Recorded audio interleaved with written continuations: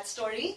I'm pleased to welcome you to our new feature, Coffee Sessions with GradStory.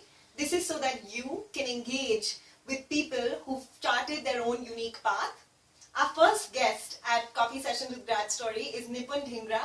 He is a graduate from the National Institute of Fashion and Technology in Delhi. He then worked in the fashion exports industry for 3 years, and now he's at IIM Bangalore doing his MBA. So let's find out more about him. Hi Nipun. So we're super excited to have you as our first guest on Coffee Sessions with GradStory because you've taken such an awesome, unconventional path and you're doing so well. So why don't you tell us how you feel to be here? Thank you so much, Sanjana. I'm super excited to be here as well. And I think what you guys are doing here is really amazing.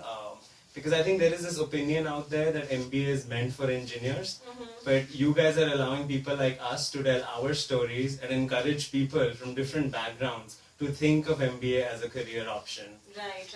I'm really glad that we're having that kind of impact because we really want people to learn from each other's stories and have the confidence and courage to embark upon a path that is different, that can get them successes like money, but also give them a real sense of satisfaction and therefore just do much better at what they're doing. Absolutely. I think you should always love what you do.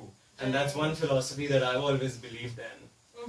So why don't you tell us how you came about this philosophy and how did you identify your love for fashion? So, Sanjana, the thing is, growing up, I was always really interested in the arts and crafts, and my life was all about colors and creative things. But I never thought of fashion as a career until I was in high school. But even then, there's this academic pressure on Indian students from parents and the society in general. And my parents wanted me to be an engineer. And back then, I didn't know any better. So I just followed their advice. I enrolled in an engineering college as well. But then 1 year into that, I realized that I'm killing my dreams. And that's when I had this epiphany. And I knew that I wasn't meant to be an engineer.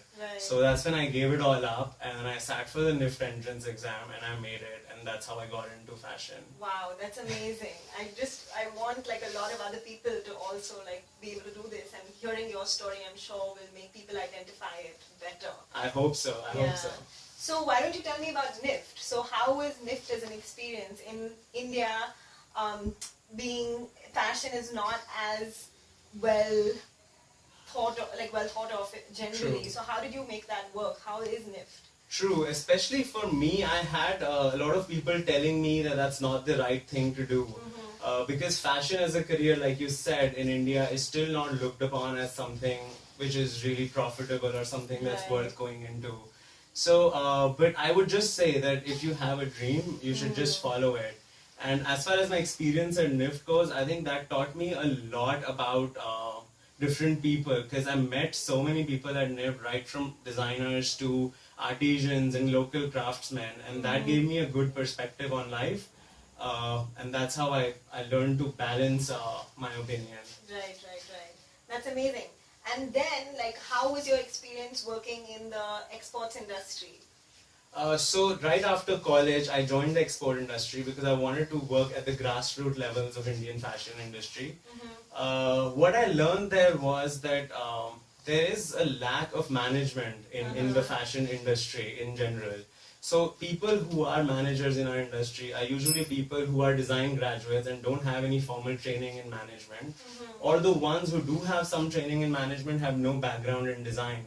So I thought there was this gap there which needed to be filled. And so that's why I thought of doing a degree in MBA. So how do you feel at IIM Bangalore in an environment which is not actually, it has a lot of engineers, a lot of CAs, but not very diverse people? Yes, actually I was surprised when I made it here. I never thought of myself to be the IIM types, to be honest. And I must say that it is challenging because especially because I come from a background which has got nothing to do with management and I've never studied these courses before. And here I am between all of these engineers. So it is definitely challenging, but I'm trying hard, I'm coping every day with it. But at the same time, I would like to say that IIM Bangalore is one of the only campuses which welcomes diversity. And I think that's the only reason why I'm here. That's awesome. I hope MBA schools in India admit more people like you and we together can change the way Indian higher education is looked upon. That would be awesome. Thank Yes. you.